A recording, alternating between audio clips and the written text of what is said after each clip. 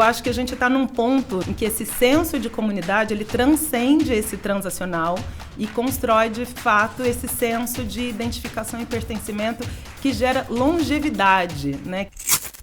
Flintcast, o ponto de encontro da Creator Economy. Sejam bem-vindos, sejam bem-vindas ao Flintcast. Essa nossa terceira temporada tá super incrível.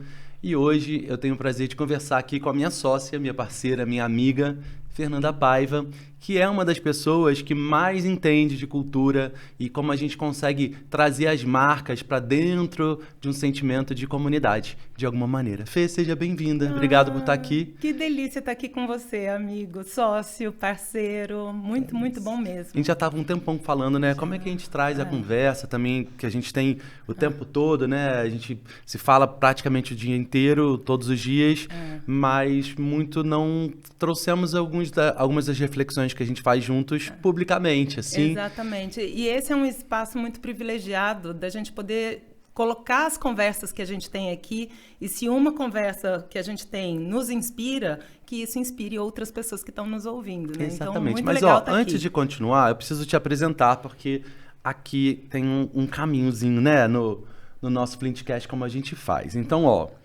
Fernanda Paiva, especialista em Cultural Branding, Estratégia e Inovação Criativa, sócia na Flint também, sócia fundadora, junto comigo com o Thiago Gomes. Durante 15 anos esteve à frente da Estratégia Global de Cultura da Natura, comandou um programa dos meus favoritos, que é o Natura Musical, que se tornou uma das principais plataformas de fomento à música brasileira. Também foi responsável por experiências e narrativas de marcas como eventos como Rock in Rio, Lollapalooza, São Paulo Fashion Week. E antes disso, trabalhou em projetos como Carnaval do Recife, Cine Educação na Cinemateca Brasileira, Teatro Rimbaud, além de consultorias para empresas como Votorantim e Bridgestone. É isso, né, Fê? Tem um monte de coisa a mais para contar aí, mas resumir um pouquinho. 25 anos para mais de história, né? Tem pra uma gente não bagagem. gastar o tempo do Flintcast inteiro, a gente põe um LinkedIn aqui para as pessoas depois. Mas, Fê, a gente tem falado muito sobre o termo comunidade, né? E comunidade, muitas vezes a própria palavra não é nova, a expressão não é nova, mas eu acho que a abordagem está amadurecendo de alguma maneira. E o que a gente vem percebendo, tanto na Flint quanto em outros projetos que você faz também, que outras conversas que a gente tem com nossa comunidade de pensadores dessa indústria, né? É que talvez a maneira como as marcas até agora usaram esse termo comunidade é meio community manager, grupo de WhatsApp, é uma coisa muito prática, muito mecânica de alguma forma e uma relação muito transacional, né? Eu faço isso porque eu quero que você compre, eu faço aqui porque eu dou e ganho. E amadurece para um lugar muito maior do que esse, né? De compreensão. Como você vem percebendo esse lugar? Total, Crocas. Para mim, é muito no campo de construção de cultura mesmo, né? Nesse senso de identificação e de pertencimento. Então, quando uma marca ou um projeto ou mesmo alguma personalidade consegue construir cultura, né, esse senso de o que eu tenho em comum com aquelas pessoas e o que eu crio de rituais, de ambiente que façam com que essas pessoas que se identificam comigo estejam pertencentes de fato, se sintam acolhidas, tenham espaço para troca, para reagir, para construir junto. Então, esse tema, né, de comunidades, eu concordo totalmente com você, ele foi tratado até agora muito nesse campo transacional, do toma lá da cá. Você me dá o seu tempo, eu te entrego uma informação, né, um conteúdo. Desconto. Eu te dou um desconto, você compra o meu produto, né? Então, muito transacional. E eu acho que a gente está num ponto, né, de virada da comunicação, das plataformas digitais, redes sociais, em que esse senso de comunidade ele transcende esse transacional e constrói, de fato, esse senso de identificação e pertencimento que gera longevidade, né, que gera um senso de pertencimento mais longo e não tão tático, efêmero como uma transação comercial. Você acha que isso, algumas das marcas que ouvem a gente, elas escutam isso como, né, Fê? Porque tá tudo muito imediato de novo, tem que dar resultado agora, como é que eu meço? Aí a gente começa a perceber muitas dessas empresas e do mercado em comum, né, em geral, olhando para métricas como se elas estivessem dando alguma pista para eles, e na verdade são só um monte de números que estão colocando ali muitas vezes e que não tá te guiando para algum lugar, né? Existe uma métrica emocional que às vezes com as medidas que estão sendo feitas, as medições que estão sendo feitas, elas não te entregam, né? Então, por exemplo, por mais que a gente fale, o que adianta ter uma comunidade de 1 milhão de pessoas ou ter 1 milhão de seguidores, na verdade, porque não chega a ser uma comunidade, se esse grupo de pessoas conversa pouco ou se relaciona pouco, versus uma comunidade de 50 mil pessoas, mas que estão ali contigo na dor e na alegria, na saúde e na tristeza, né, e tudo mais. Como é que a gente faz essas pessoas finalmente entenderem que não adianta ter simplesmente um volume de gente se essa conversa ela é só interesseira? É olhar esses dados como pista e não como caminho, né? Não como jornada completa.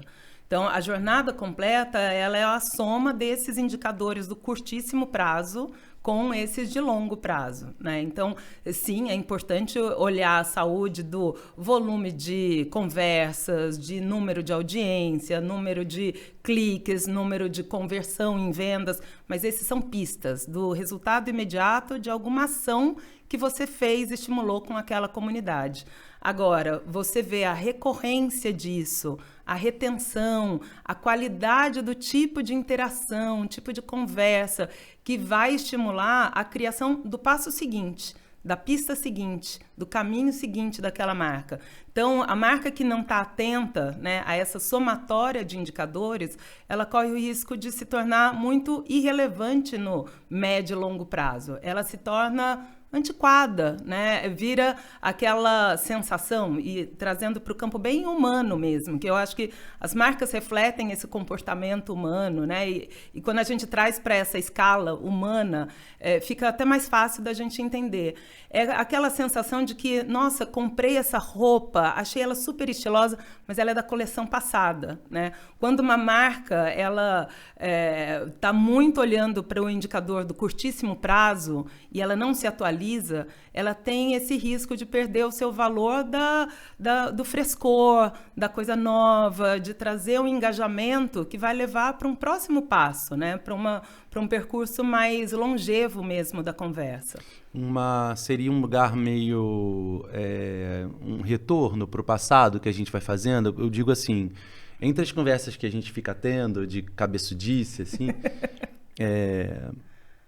nota-se que muitas vezes a gente só olha para o futuro como se ele fosse um grande lugar onde as soluções todas estão ali, e na prática o futuro não existe, né? O futuro não existe na realidade, ele existe na nossa imaginação, no nosso desejo, no nosso medo, enfim, no nosso inconsciente, mas praticamente o futuro não existe. Quando a gente olha para o passado, existe dois momentos específicos, vários outros, mas 2 cortes específicos que a gente conversa muito tentando abrir para a turma, que é o Renascimento e o Iluminismo, né? Que foram momentos onde também a gente trouxe o humano para o centro do jogo, de alguma maneira, porque tinha tanta tecnologia, tinha tanto desenvolvimento e progresso, né? O mundo estava tão progressista naquele momento que o ser humano veio para o centro do jogo, a arte veio para o centro do jogo, o conhecimento e tudo mais. É um pouco esse lugar? A gente poderia fazer uma analogia de que estamos voltando nesse lugar? É pendular, né? Que hora a gente está um pouco mais para cá, outra mais para lá. Então, essa imagem de um pêndulo, né? As informações, as tendências, os comportamentos, eles vão muito nesse sentido pendular. E o tempo, no final das contas, é tudo ao mesmo tempo agora, né? Se a gente pensar que não existe uma linearidade do que foi o passado, ficou ali preso, e o futuro está lá na frente, uma hora eu vou alcançar. É aquela imagem espiralar. A gente vive no presente, no centro, né, desse tempo, e hora a gente volta no passado, porque tem informações ali que são importantes para eu conseguir tomar as decisões agora, no presente, e construir essa visão de futuro, mas que volta a alimentar o meu passado e que isso não para, né? Então, trazendo isso, né, essa imagem, né, e para esses campos de conhecimento do ser humano, interessante lá o Renascimento, o Iluminismo, mas não foi suficiente para levar a gente para o futuro que a gente precisa, né? De um futuro que é um tempo mais sustentável, né? Os modelos econômicos, os modelos de sociedade que a gente construiu até o momento não são suficientes, né, para o que a gente precisa ali para frente. O que a gente volta nesse tempo, né, do Renascimento, do Iluminismo, e nos inspira a criar, pavimentar o que está lá na frente.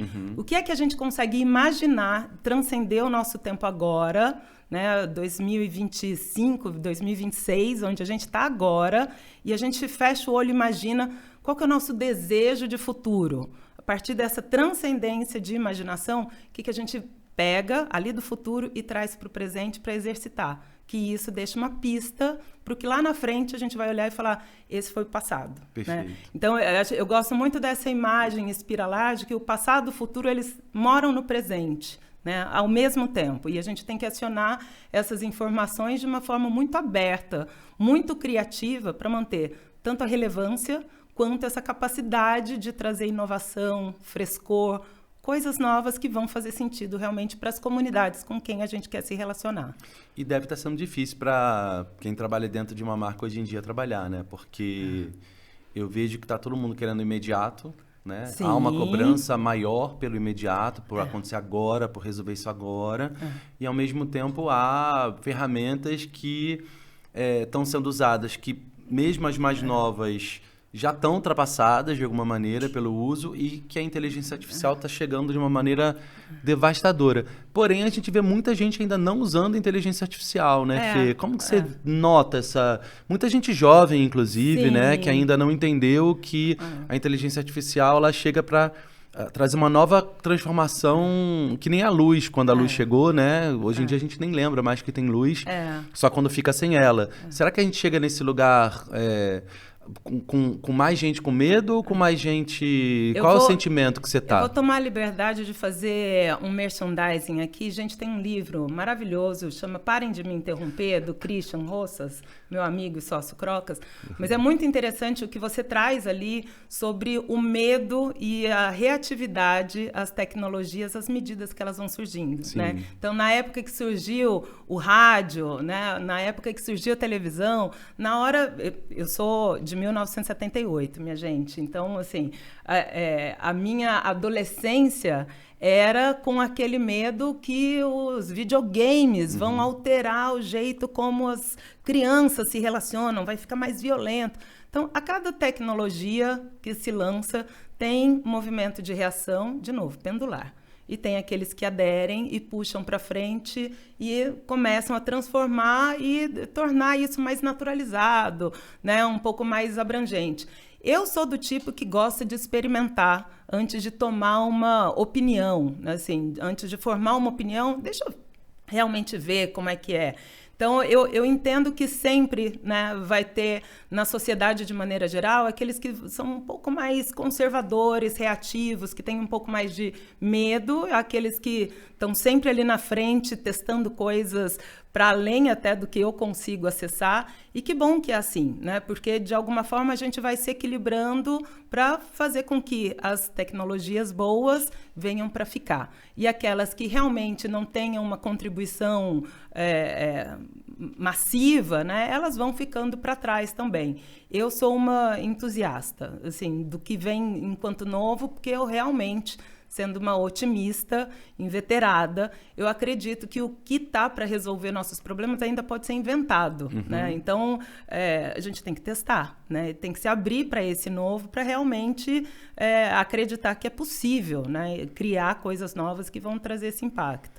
Quando a gente começa a falar do assunto comunidade de novo, com essa releitura, né? Com essa revisitação e reinvestigação sobre o que ela significa na prática, o que você pega do que você fez, né, na Natura, em outros lugares, onde muita gente, né, tá aí na música graças muito ao que você foi fazendo de trabalho ali dentro da Natura musical. O que você aprendeu ali que hoje te ajudaria a dizer assim, cara, X coisas que eu aprendi que não tenho como voltar mais atrás de não fazer desse jeito. Você tem essa reflexão? Eu tenho algumas coisas que eu carrego hoje como uma prática cotidiana. A primeira é que eu nunca vou conseguir saber de tudo. Então, ter essa clareza do limite do que eu consigo saber. Isso me abre a possibilidade de que eu preciso aprender, experimentar, testar o tempo inteiro para tentar descobrir algo novo que vai, né, ser aplicado no meu trabalho, que eu vou conseguir trazer uma contribuição diferente. E isso me traz uma outra coisa que sozinha também eu não vou conseguir, por mais que eu use todas as ferramentas e me dedique, estude, eu não vou chegar nas soluções, não vou chegar nas respostas que eu preciso. Então, ter a clareza que eu não sei de tudo, que eu preciso estar aberta o tempo inteiro a aprender e que eu preciso estar em conexão, em colaboração com outras pessoas que vão trazer perspectivas diversas para além do que eu já sei e do que eu já tenho de certezas. Isso é um aprendizado e os melhores projetos que eu desenvolvi, eles refletem essa tríade, né, do não saber, do ir, se abrir para investigar e colaborar com outras pessoas que tenham perspectivas diferentes e complementares à minha. E esse lugar aí, o segundo específico da diversidade, ele acaba entrando no lugar do controle, né? As marcas, elas querem ter controle de tudo o tempo inteiro e querem ter o controle da narrativa e o controle de quem é aquela pessoa, do que ela vai falar, qual é o roteiro, qual é o script, qual é o... Como é que a gente relaxa essas pessoas? Porque para que você ter tanto controle, sabe? Você tá... Me dá um pouco de sensação quando eu ouço essa necessidade do controle de que a pessoa está com medo de alguma coisa, né? Qual é o medo que você tá? Que tanto medo essas pessoas e essas marcas estão... O que elas estão fazendo de tão errado assim para ter tanto medo? Será que não confia no seu taco? É um pouco, às vezes, eu me pego nesse lugar do pensamento de... Entendo, você quer conhecer um pouco mais, você quer evitar risco, você quer evitar crise porque é negócio. Mas... por que está todo mundo vendo tanto risco onde ele nem existe? Eu acho que tem medo pelo desconhecido, né? Então, muitas vezes a gente vê dentro das empresas, em momentos de criação ou de tomada de decisão, pessoas iguais falando entre iguais. Isso gera um hábito, né, que até tem, né, esse termo do espelhamento, né, o processo do narcísico, né, de um espelhar o outro e repetir os mesmos códigos, os mesmos padrões. Isso cria um lugar de conforto e de medo ao diferente. Então, a primeira coisa é reconhecer que existe, isso é um padrão, né, do funcionamento do ser humano. Ele vai criar esse pacto narcísico de ter uma preferência de conversar entre igual, porque isso traz um lugar de conforto, de reconhecimento daquilo que nos faz iguais, e me dá um medo, né, do que é diferente, que eu não sei, eu não tenho controle, eu não entendo muito bem o universo, né, que está ali fora de mim. Então, quando a gente compreende isso, a gente passa a ser até um pouco mais empático, né? E pensar como é que a gente constrói pontes com os diferentes, né? Porque não é na via do embate, é na via da sedução, né? De tornar o diferente interessante, contributivo, colaborativo, para que seja mais fácil dar um passinho para o lado. Põe o pezinho ali na água, parece fria, né? Quando a gente olha uma piscina, põe o pé ali. É diferente, mas junto você consegue navegar de uma forma melhor, né? Então, mais segura. Então, acho que é um pouco nessa linha. Muitas vezes, nos processos criativos e nos processos de tomada de decisão dentro das empresas, esse pacto narcísico, ele é muito limitante da inovação, muito limitante da relevância cultural que aquela marca, aquele produto, aquele serviço pode tomar por um medinho, né? Pelo desconhecido do diferente. Então, é sempre um convite, né? De, não, se abre, porque vale a pena. Né? O mundo vai ficando maior, né? Vai ficando mais interessante, vai ficando mais rico de perspectivas quando você acolhe a diversidade, com esse lugar da potência criativa, com informações que são trazidas, modos, né, de viver, de comportamento, que vão crescendo um panorama mais rico para a tomada de decisão. Interessante. E até nesse sentido, a gente, falando de diversidade, a gente olha e fala muito sobre como a marca se comporta ali no relacionamento com uma comunidade, com tal.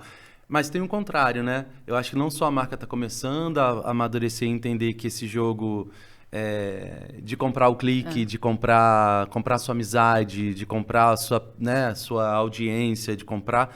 Ela faz parte do jogo e vamos nessa, faz parte da vida, mas não é tudo sobre comprar, né? Você não é só compra, a relação, existe um outro tipo de relação transacional e relacional que você precisa olhar, mas sobre o ponto de vista da comunidade, né, de quem faz parte da comunidade, também está amadurecendo, né? Está entendendo a sua força, o seu valor. Você participou e montou praticamente uma das comunidades mais interessantes no lugar da música, né, com Natura Musical. E eu imagino que a comunidade até hoje, ela ainda se relaciona, eu vejo muito presente no dia a dia da Fê, que a comunidade ainda se relaciona muito com você nesse sentido, e com a própria Natura, né, como foi feito. Mas o que você sentiu de amadurecimento da própria comunidade? A comunidade não está olhando só mais dinheiro, né? Também o dinheiro. O que mais ela procura? Que às vezes pode ser um bom ponto de olhar para entender como relacionar, né? Esse valor que é para além do valor monetário, mas esse valor simbólico, de sentir que a gente está se comunicando, a gente tem no outro alguém que compreende a nossa língua, nossa subjetividade, que respeita, que escuta, né? Então, o senso de comunidade, ele transborda para esse transacional, esse monetário, e ele vai para essas relações que são dessa escala humana, né? Do que a gente tem em comum e a gente junto vê valor no que um está falando e o que o outro está reagindo. Então, esse valor simbólico, que é um valor cultural, ele realmente é de um valor, né, que transborda esse financeiro, né, no dia a dia. Eu tenho essa experiência e posso dar enquanto testemunho, né? Assim, eu fui 15 anos líder do Natura Musical e patrocinei mais de 500 projetos no Brasil inteiro, fiz rede de curadores, especialistas que participavam dos processos dos editais e que eu carregava um crachá, Fernanda da Natura. Vai fazer 3 anos que eu saí e eu carrego essa rede comigo. Porque não era sobre o cheque que eu assinava, ali os contratos de patrocínio apenas, mas essa comunidade reconhece que eu estava atenta para o que estava querendo emergir enquanto novas linguagens, novas narrativas, novas estéticas, novos gêneros musicais. E isso sempre me entusiasmou. Então, nos processos de colaboração, né, das curadorias, era o meu deleite poder perguntar para vem cá, me conta como que está acontecendo lá na Bahia. Vem cá, me conta, o que é a nova cena do Pará? Eu estou realmente querendo entender quais são os novos artistas que estão emergindo, quais são os consagrados que precisam agora desse investimento para deixar o seu legado registrado. Então, essa escuta ativa, essa percepção de que existe um senso de comunidade que volta à identificação e ao senso de pertencimento, isso transcende ali o transacional do curto prazo, né? Isso é uma bagagem, uma rede que você carrega para o resto da vida, né? E isso abre possibilidades de criar coisas novas com o tempo, né? Claro, com certeza. E aí você fez uma mudança de carreira gigante, né? Que é um tema que muita gente vive e pensa e tem vontade, às vezes faz, às vezes não faz. Como é essa mudança de carreira? Como é transicionar a carreira, né? Fazer essa transição, dá um medo, dá um susto, dá um prazer, dá tudo ao mesmo tempo? Como dá tudo ao mesmo tempo. Dá tudo ao mesmo tempo e essa é a parte que me estimula, né? Eu me vejo hoje muito como uma empreendedora de ideias. Eu gosto quando surge uma faísca de algo novo, de um território novo e que ali eu posso exercitar aquela minha capacidade de aprender e de trazer a minha bagagem para desenvolver um negócio novo e que pode ser genial e, né, abrir um novo caminho de novos negócios. E isso, fazendo um retrospecto, quando eu, né, saí depois de 15 anos executiva, né, eu fui fazer um retrospecto, eu sempre fui empreendedora desse jeito. Então, quando eu era criança, estava na 8ª série, minha mãe tinha aprendido a fazer chocolate para fazer ovos de Páscoa para a família. Eu falei, mãe, se embalar assim, eu começo a levar para o colégio, eu quero fazer uma renda extra aí, vai ser minha mesada. Vou levar, vou vender chocolates no colégio. Depois eu resolvi aprender a fazer cerâmica, vasos de cerâmica. Não era porque eu achava bonito o vaso, mas e se eu começar a fazer um vaso, não sei o quê, e vender desse outro jeito? Então, eu comecei a fazer um retrospecto que eu sempre fui essa empreendedora de, se eu aprender um negócio novo, eu formatar, isso pode ter algum valor para outras pessoas também. Então, quando eu saio da Natura, você, né, na semana que eu comuniquei, me liga e fala, eu tenho uma ideia. Você vai lembrar disso. Eu falei, não, eu acabei de sair, eu preciso de um sabático. Não, mas vem aqui me visitar, vamos tomar um vinho. Na hora que a gente sentou, e você me contou a ideia da Flint, aquela, né, ideia explodiu dentro da minha mente. Eu não sou uma especialista em internet, não sou uma especialista, não era, né, uma especialista em Creators Economy, mas ali eu vi que realmente tinha algo muito novo, que era uma nova linguagem, enquanto esse conjunto de códigos e formas como as pessoas se comunicam e se relacionam, e que ali tinha um campo fértil para eu aprender, desenvolver e trazer minha bagagem e desenvolver um novo negócio. Então, bora, tô dentro, vamos embora. E eu tenho usado dessa bagagem para outros negócios que eu tenho me envolvido, desenvolvido projetos ou de forma autônoma, como consultoria, e eu mobilizo times por projeto, como foi o caso de Toca o UOL, né? Quando o UOL me chama, a gente precisa desenvolver uma plataforma de música, peraí, eu vou mobilizar aqui um time de especialistas e a gente, de uma forma colaborativa, consegue resolver. Ou dentro de outras organizações também, hoje eu atuo dentro da Musicalize, também mobilizando o time para resolver dilemas de marcas que querem entrar ou alavancar sua presença dentro do universo de música e entretenimento, como Vivo, Havaianas e tantos outros clientes. Então, eu me vejo hoje como uma empreendedora de ideias dentro da economia criativa, porque é compulsivo para mim descobrir, experimentar coisas novas e testar hipóteses desse mundo que eu quero ver lá na frente, que é cheio de ideias prósperas e sustentáveis. Maravilhoso. Ô, Fê, até voltando para falar da Flint, já que você abriu esse lugarzinho, né? Ele nasce dessa ideia de comunidade também, né? Só que uma visão onde essa comunidade ela tem demandas, ela precisa de aliados de algum jeito, né? Ela tem deveres e direitos de alguma maneira. E a gente faz isso com um olho em aprendizado, em experiências, em criação, influência. Só que não é uma influência de que você tem que virar um creator e coisas desse tipo. E aí, como é que você usa o que você já sabe para influenciar ainda mais pela linguagem da produção de conteúdo, entre outras coisas. O que você vê de mais potente nesse modelo? Assim, o que foi essa faísca que você fala? O que te chamou mais atenção e quando você conta para as outras pessoas e quando você vai abrir para o mercado, o que te alimenta de contar, que chama mais atenção para você? Para mim, chama realmente atenção essa nominação, essa distinção de que é uma nova linguagem, enquanto a forma que organiza o que a gente pensa, o que a gente sente, a gente expressa isso para o mundo e, a partir disso, a gente consegue criar esse campo de afinidade, né, de identificação e de pertencimento. Por isso, a gente gera comunidades, né? Então, eu acredito muito nessa visão, né, que a Flint, né, coloca para o mundo, que se você entender como funciona essa linguagem, você vai conseguir expressar melhor aquilo que você tem enquanto seu domínio de atuação, seu expertise, sua paixão, seu tesão mesmo, o que você, né, gosta de experimentar, de viver e de contar para as pessoas, e você vai contar melhor e vai conseguir organizar melhor essa comunidade que tem afinidade com aquilo que você gosta de fazer e que você sabe fazer muito bem,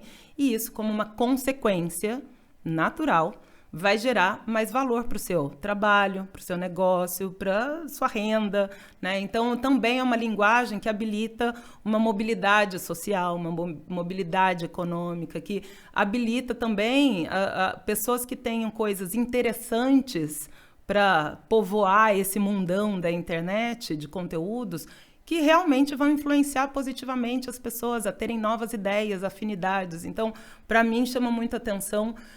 E tem um vídeo de uma entrevista que você até fez com o Gil em 2024, no bastidor ali do Web Summit, e que ele tem essa síntese no vídeo, né? Que você perguntou para ele o que para ele era a linguagem creator, e ele solta essa frase maravilhosa. Fica um convite para vocês irem no feed. A gente coloca aqui o vídeo. Da Flint. E o Gil fala sobre nos tornaremos uma sociedade próspera quando todos nós formos creators. Desse ponto de vista de conseguir traduzir o melhor da capacidade de imaginação do ser humano e conseguir influenciar que mais pessoas se conectem com essa visão, e isso vai gerar novos negócios, isso vai gerar oportunidades, né? Então, para mim, isso é um campo realmente fértil, uma economia fértil, enquanto uma nova linguagem, uma nova forma como as pessoas se relacionam e produzem coisas. Muito bom, muito legal. Eu também adoro esse vídeo do Gil, porque... Primeiro, Gil, né? Gil. Que é Gil. Mas segundo, porque ele traz um raciocínio tão rápido, né? Uma absorção tão rápida do que a gente fala de creator. E creator não sendo uma profissão necessariamente, mas sendo uma extensão da sua comunicação, da maneira como você se comunica, da maneira como você se conecta com a outra pessoa, né? Para passar o que você tem de melhor, passar o que você sabe. Tem um monte de gente passando que não tem de bom, tá tudo certo, faz parte do jogo, mas isso tem na TV, no rádio, no jornal, na revista, no outdoor, em todos os lugares tem sempre gente que não é tão legal assim, mas ainda bem porque as pessoas legais também se sobressaem de algum jeito. Mas aí até um ponto, Crocas, do por que é tão importante ensinar as pessoas que têm ideias boas a povoar esse ambiente. Porque senão a gente vai deixar só as pessoas que não têm coisas tão interessantes povoando esse ambiente, né? Então, esse trabalho que é formativo, educativo também e de incentivo, né, para as pessoas que têm coisas boas a colocar no mundo, que coloquem mesmo, né? A gente tem muito pouco tempo de vida como empresa, né, como Flint. E a gente já tem muitos trabalhos interessantes com várias marcas bacanas e parceiros e pessoas interessantes, fora a nossa comunidade que vem crescendo cada vez mais. Você fez alguns dos projetos participando, né, junto, inclusive, como professora. O que mexeu com você? Qual foi a transformação que também causou em você ter participado desses projetos, por exemplo, da Natura, né? A gente hoje treina uma série de consultoras Naturas que são incríveis, que você já tinha contato, mas você está olhando para um outro ângulo. O que o retorno delas mexeu em você? Para mim, mexeu muito com deixar de lado a minha impostora, que durante muito tempo ficava tentando me censurar, falando, não fala isso, não se expõe naquilo, e tentando castrar mesmo a minha capacidade criativa de contar o que é que eu estava pensando. Então, por muito tempo, eu não me autorizava, por exemplo, escrever os meus artigos no LinkedIn. Cheguei até, durante um tempo, contratar a ghostwriter, porque, nossa, eu sou porta-voz aqui, eu preciso, né, contar, então vou... Terceirizar. E aqui no Instagram, não vou postar as minhas coisas, porque, nossa, vão me julgar, né? E eu comecei a entender que à medida que eu conto a minha rotina, o que eu faço, o que eu penso, para além do que eu estou ali vivenciando, mas que isso pode influenciar, incentivar outras pessoas. Então, muito dos feedbacks nossa, que bom que você tá exercitando e fazendo e me falando para fazer. Olha aqui, Fê, muitas delas me marcam, né? Consultoras Natura, corretores da Porto. Ah, olha aqui que legal, né? Esse é um conteúdo que eu estou fazendo, obrigado, me incentivou.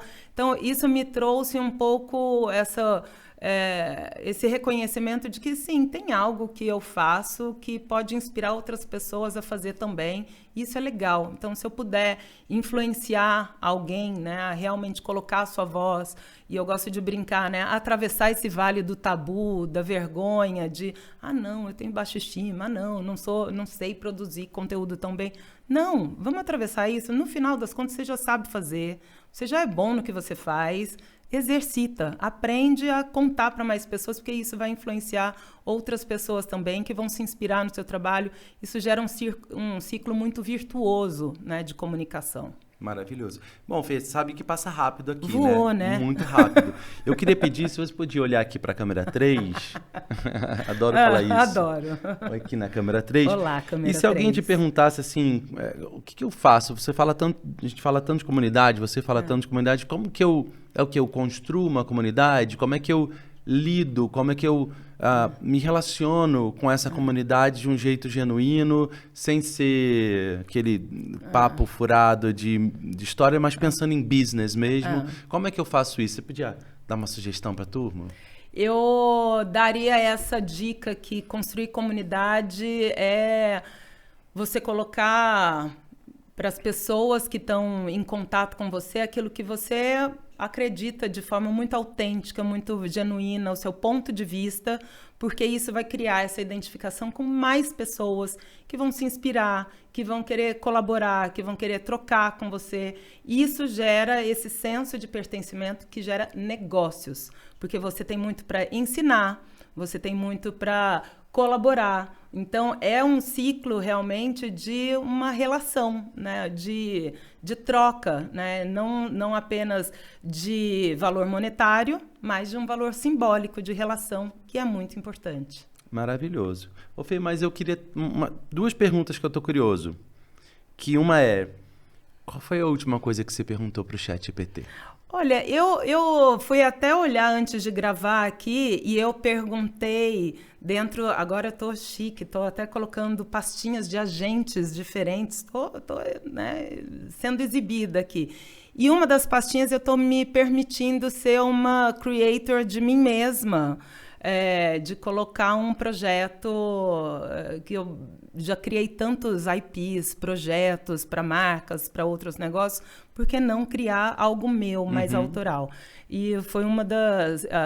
A última pergunta que eu fiz foi sobre um naming, que já eu divulgo, não vou divulgar agora, mas de um projeto autoral meu que vem criando uma plataforma de cultura, sustentabilidade, bem viver, como conectar pessoas em torno desses temas. E aí eu perguntei, esse nome é melhor do que esse? Você atue como um agente de pesquisa, monte focus group com um target assim assado, apresente essas ideias e me traga os insights como um relatório de focus group. Foi genial. E eu tomei minha decisão, registrei o nome ontem. Olha que ótimo. Tá vendo? O ChatGPT virou seu sócio? Ele não, ainda não. Tomara que o OpenAI não ouça essa conversa. Não tá ouvindo, não ouve nada. Muito bom. Fê, muito obrigado. Eu queria ver se... Bom, primeiro dá vontade de ficar conversando com a Fê por muito tempo, ainda bem que eu tenho esse privilégio de poder. Quem ainda não se relaciona com a Fernanda de algum jeito, as redes sociais dela estão aí para isso, para fazer essa conexão funcionar e rolar. Mas obrigado por estar aqui junto, Fê. Obrigado por acreditar no negócio, por acreditar na ideia e botar tanta energia nele junto com a gente. E dá tchau pro pessoal ali também. Eu que agradeço esse espaço de troca que você abriu desde aquele drink que você me contou da ideia da Flint. Eu sou muito grata às nossas trocas diárias. E também, assim, gente, é um privilégio, eu sei, estar aqui sentada nessa mesa e ter Crocas como sócio, amigo, parceiro. E o que ele me estimulou sempre, é uma amizade de mais de 15 anos, foi acreditar nas ideias que estavam na minha cachola. Então, se eu puder dar esse recadinho para quem está aí também do outro lado, acredita nessa ideia que está aí, né, te atormentando, te apertando a mente, e vai atrás que tem ferramentas para colocar isso em prática. É isso aí, muito bom. Bom, dá vontade de continuar, né, gente? Vocês viram. Mas muito obrigado. Obrigado por estarem aqui com a gente. Tem alguns outros episódios do Flintcast para vocês assistirem. Não só dessa temporada, mas volta, né, nas outras temporadas. A primeira e a segunda tem muita gente querida, bacana, trazendo assuntos interessantes e papos gostosos como esse. Eu espero vocês no próximo Flintcast e até lá. Tchau, tchau. Esse foi mais um episódio do Flintcast, o ponto de encontro da Creator Economy. Aproveite para seguir a Flint nas redes sociais.